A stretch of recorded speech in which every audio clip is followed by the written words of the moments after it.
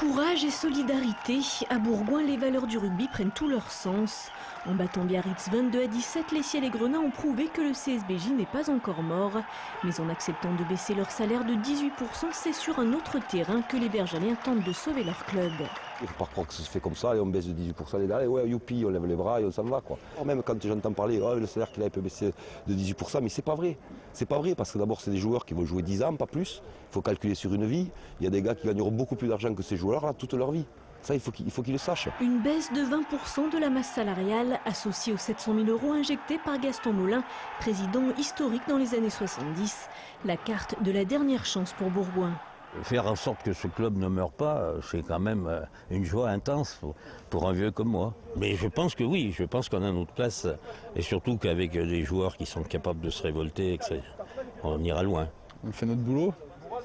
Après, il y a des gens qui n'ont pas fait leur boulot pendant 6 mois. Je crois que ceux qui arrivent, il y en a qui ont fait plus de boulot en 2 jours que d'autres en 6 mois. Face à Biarritz, aux côtés des 12 joueurs dont les licences sont encore bloquées, même les anciens sont venus soutenir en tribune leur club de cœur. Un club décidément pas comme les autres. Quand je vois rentrer les 12 mecs qui sont en pantalon et en polo depuis 3 semaines, qui n'ont encore pas attaqué la saison et qui rentrent dans les vestiaires en pleurant, en ayant les larmes aux yeux et en sautant comme des lapins, et qui viennent vous serrer dans les bras en vous disant merci. Je vous jure que c'est des moments forts. Dès demain, les membres de la Ligue et de la DNACG seront à Bourgoin pour décider de l'avenir du CSBJ.